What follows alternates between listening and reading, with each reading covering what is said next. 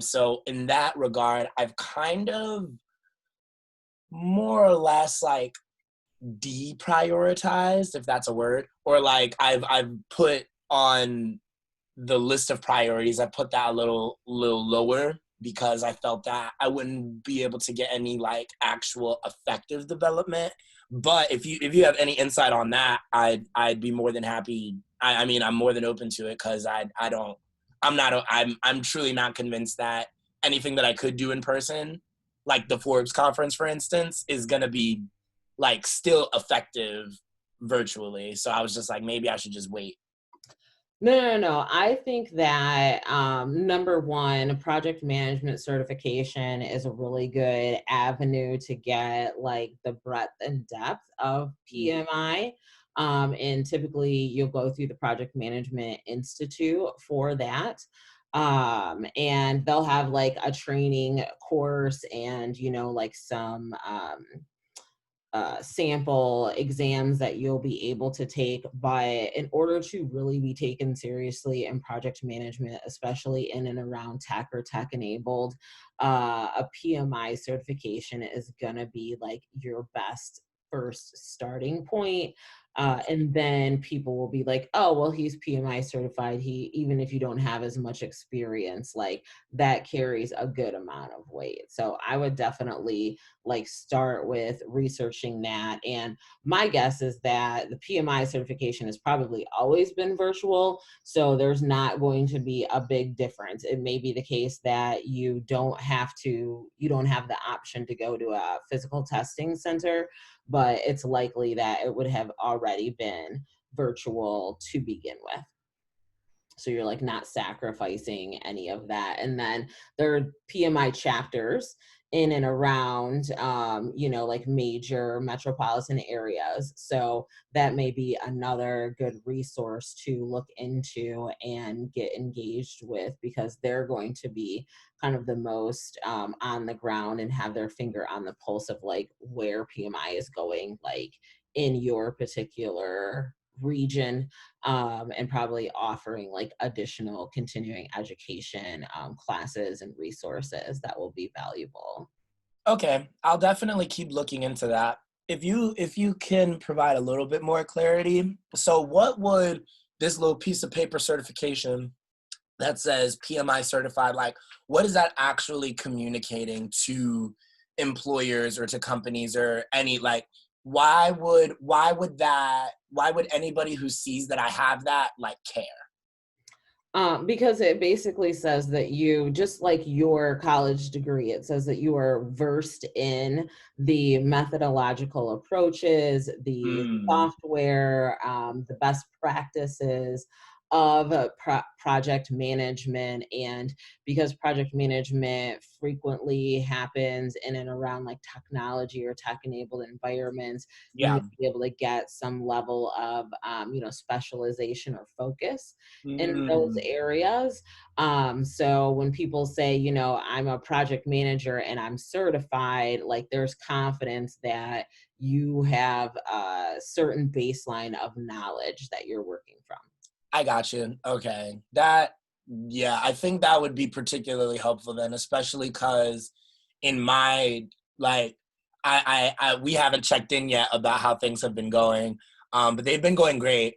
And I think that in line of what we had been talking about before, I think that you were right in saying that based off of my skills and the things that I'm interested in, how you were saying you think that project management would be a much more suitable avenue for me. I think at least, knock on wood, but I think that at least for um, these first 2 weeks, I think that that absolutely rings true. I think it aligns a lot more with my skill set. I think that I'm able to use more of the things that I'm passionate about doing in my career. I'm able to kind of bring those about a lot more in this role. So it's good. I think it's really a good nugget for me to kind of look into that because I do plan on, at least currently, like I can see myself doing this for the long term.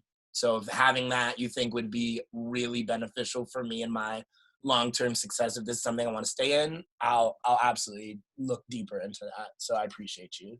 Yeah, and I mean, don't feel like you have to go start it, next month or Yeah, something. yeah, And I would even ask Brittany to kind of chime in here because she's certainly sort of worked and then decided to return to school or get some additional continuing education. And, I think there's definitely a benefit of what you bring to the table with even just a couple years of experience to that learning environment where you're like, oh, this is ultra applicable. Like I see the use cases like right away. Like yeah. Brittany, what would you say? Yeah, I mean, I would say just kind of pace yourself. I think we all kind of make up this number or certain time frame in our head, myself included. I've definitely been there where it's like, oh, by the time I'm XYZ age, I want to have had this, and it's like nobody's. And then I have this pressure on myself when it's like that's self-inflicted pressure. No one cares that you have that by the time you're that age. You care. So for example, with my real estate license. So let me just, my background is in real estate. Right now I've been in real estate. It'll be 5 years in February. I actually started off though, kind of with this law background, if you will. I'm not an attorney. I have to like do that disclosure all the time, right? Like I'm not an I attorney. am not an attorney. I'm not an attorney, but I did go to law school. I did a year of law school at Capital. I was working at a law firm, and still have interest to return to law school. It just wasn't the right timing, right? Yeah, Because you just gotta completely focus on law school. Like your life is law. Like you yeah. can't have friends and stuff during that time. So it just wasn't the right time. I was getting ready to get married, and like I had to have friends, and I had to like people and be and do things right at that time. So anyhow, one of the areas of law that I was going to practice was real estate law. And so I came up with this bright idea one day. I was like, what if you go in the back door and like just get into real estate? Like you're good at sales, like you could do this. I hadn't had a clue about how to sell a house, I didn't know. Right. I didn't know the first thing. So anyways, I started Googling top real estate agents in Central Ohio, told myself, if I'm going to do real estate, I want to be hanging out with all the best real estate agents because I want to be one of the best, Right. So I just Google, first name popped up, guy by the name of Michael Jones. I'm actually still out of the same office. He's a good mentor of mine. Mike Jones, yeah. And so I just called him up. I mean, I didn't know this guy had a whole structure, right? I didn't care. Like he's got an assistant and the whole, jazz. And I just skipped the assistant and go straight to like speaking with Mike Jones. He answers the phone like, hello, who is this? Like, how did you get past all the gatekeepers, I'm Brittany, Eddie. I don't know who you are, but I'm thinking about getting into real estate and I'd like to schedule a meeting with you. And Nice. And he's like that. all right, Brittany, I don't know you, but I think I like you. Let's just set it up. So anyways, fast forward, I'm still in real estate. I didn't completely flop, right? They say, I should have been out like year 2 or 3, I think, because most agents, honestly, like from a national standpoint, from a Central Ohio standpoint, there's about 8,000 plus agents in just Columbus. Can you imagine? The competition is nuts, but about over half of them only sell between 1 to 4 houses. I mean, if that's your jazz, that's perfectly fine. If you want to get in part-time and it's just your vacation money. But some folks are trying to build off of that, right? And then, move forward. So, however, fast forward to where I'm at now, I'm trying to build a more comprehensive career in real estate, if that makes sense. And so now I'm at a point, seeking out a career coach, right? My career coach, Dr. Erica Fryer, right? To get me into academia, right? Into that world. I obviously don't have any background in teaching. I thought that I've done like, little coaching sessions here. And really at one point when I first came out of college, I thought I was going to start my own little consultation group around social media. It was called Sapphire Communications. You remember? Don't you remember a little? Oh my God. Hey, I had 2 clients though. I did well. I had 2 clients right out the gate. I was teaching. This was when social media first came out. Businesses were just like popping Facebook profiles together. I'm like, what the heck is going on? Like, people don't know what they're doing. So I thought I was teaching them something because I was young and that sort of thing. But that's the extent of what I've got as far as teaching people anything. Yeah. The piece for me is going to be, I have a lot of knowledge around real estate, but that does not always equate to the practicality in terms of the skill set to teach it, right? And so it's just a matter of trying to hone in my teaching skills, what that looks like. And so that would be a question, Dr. Pryor. You know, how do you translate, you know, you have the folks, I think about even folks in tech, right, that they have a lot of the practical knowledge and the skill set, but they're not necessarily knowing how to equate that to actually being personable and teaching folks that. How do you shift those skills? Interesting question, Brittany. Now, okay, so while I answer this, I want to make sure that you circle back to starting up your master's in international business Yep. at Ashland. Ashland. Yep. That's where Travis will find some. Thank you so much. This is very helpful. Awesome. Very nice assistant. Yeah.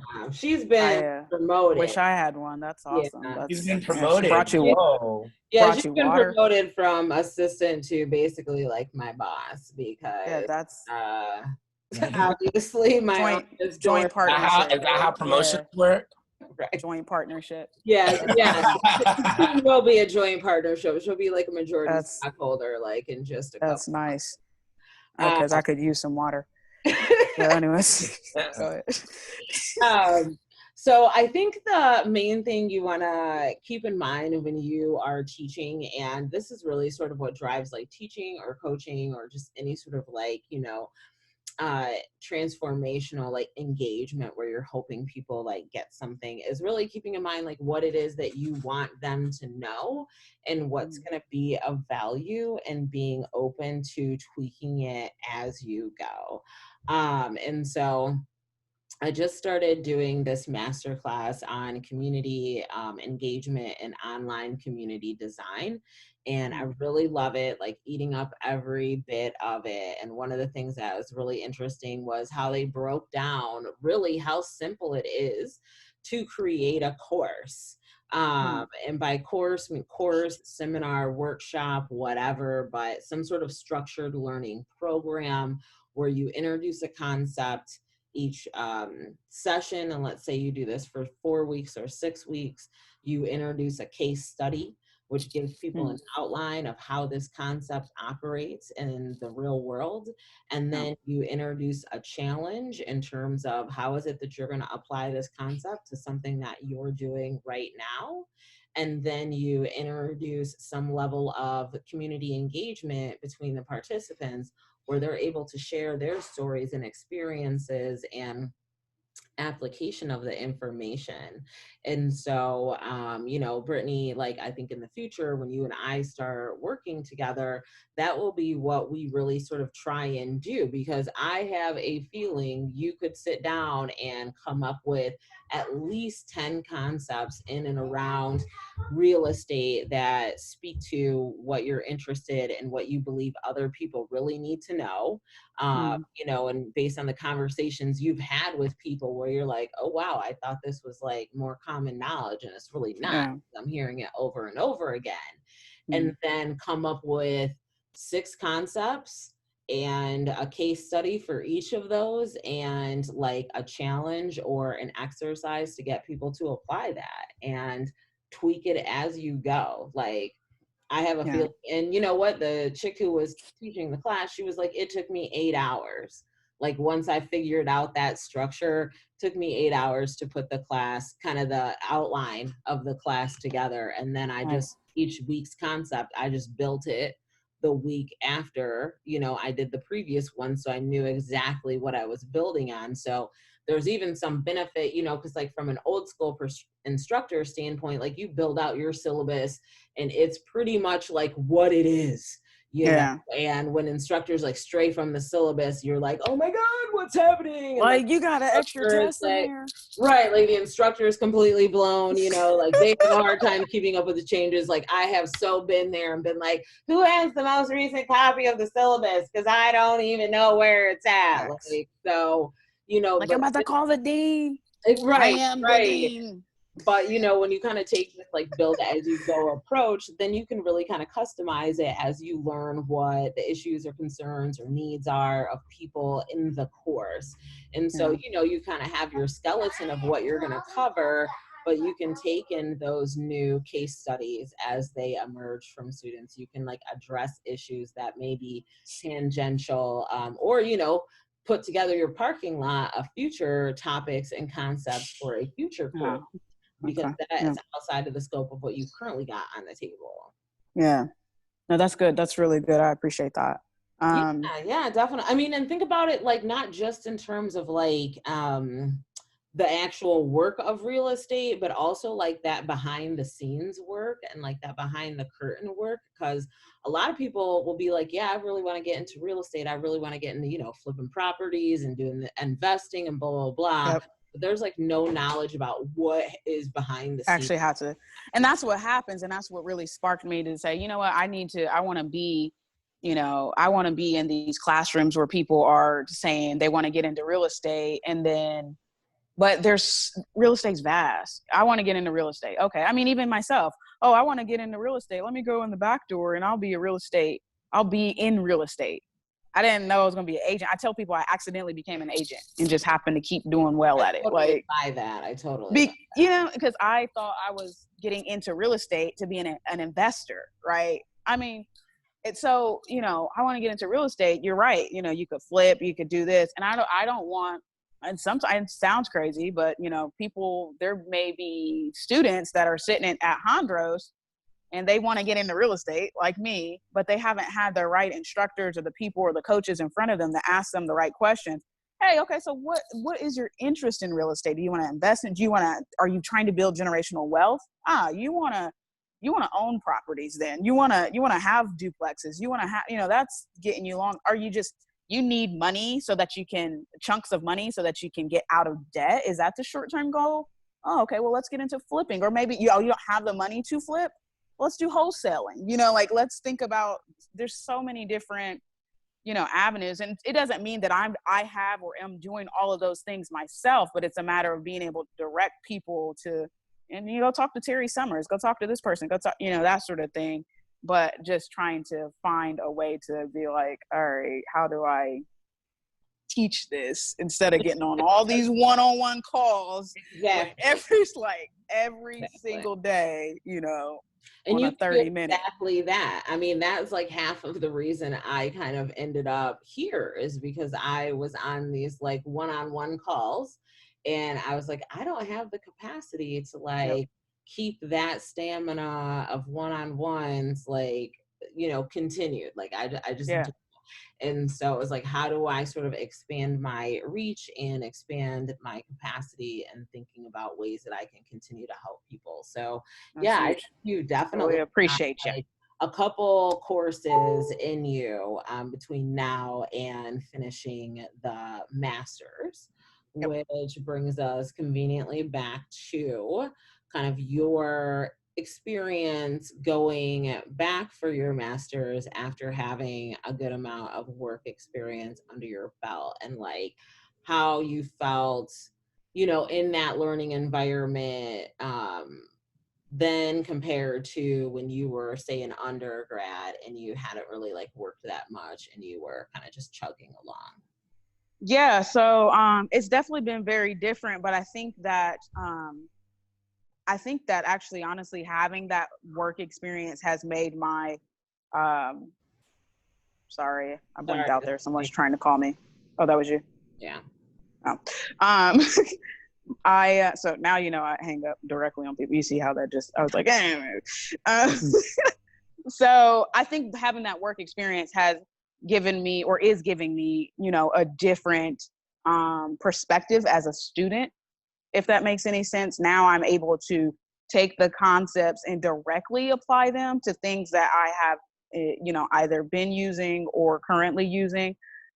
So it is definitely a learning curve in the sense that there's this international piece to the business that it has not necessarily been a focus of mine. I've just been able to focus nationally and even more specific locally, right? Like, oh, if I want to have multiple properties here, then this is the Columbus market. It's like, okay, well, great. If you expand to Texas, that's a whole different market. But furthermore, if you get outside of the US and you're trying to go to Brazil, and I mean, their currency looks different. Their financial systems look different. I mean, it's a whole different learning curve, especially if you leave from Brazil and you're like, I want them on 4 different continents. Like, okay, you sure? Because China's doing something different than South America, and so, but it's been a great experience just having that base of actual work experience. I don't know that I would be able to actually pick up on some of this directly without having a little bit of that experience. But oh, sorry, 1 second. My food's here. That's so bad. This is so bad. Hi, that's me. Sorry. That's so black. Thank you so much. So sorry. Black. That's terrible. Right. So yeah, I just think that having that experience, that work experience, has helped enhance my perspective as a student. Yeah. Hi.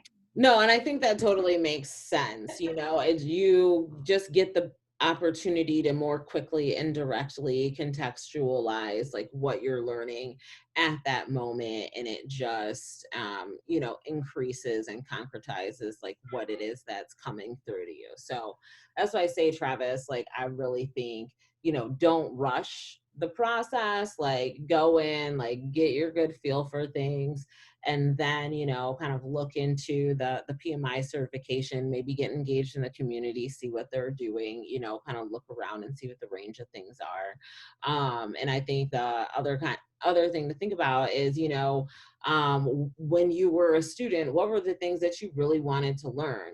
Brittany, as you think about like putting together some courses and sitting in that previous spot, what were the things that you really wanted to learn that the teachers and instructors were not talking about, that you were like, well, dang, if we could talk about something, I would love to get X, Y, and Z on the agenda. Like I think starting from that space will, make for a much more interesting and inviting class, and the topics are going to be really compelling and speak to your audience.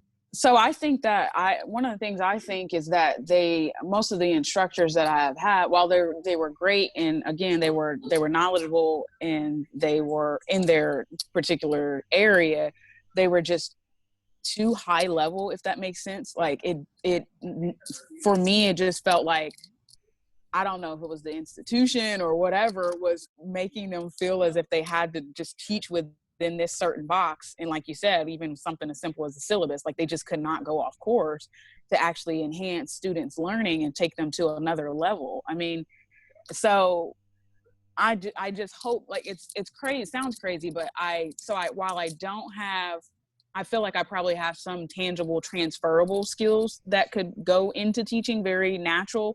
But there's just some tweaking that will need to take place for me. While I don't have those like little tweaks right now, what I do know, it's kind of like the little cliche statement where it's a quote or something. It's like, I never knew what I wanted to be when I grew up, but I knew the type of woman I wanted to become, or the character, you know what I mean? And so you're like, oh, I never heard that. Okay, well, it's just me.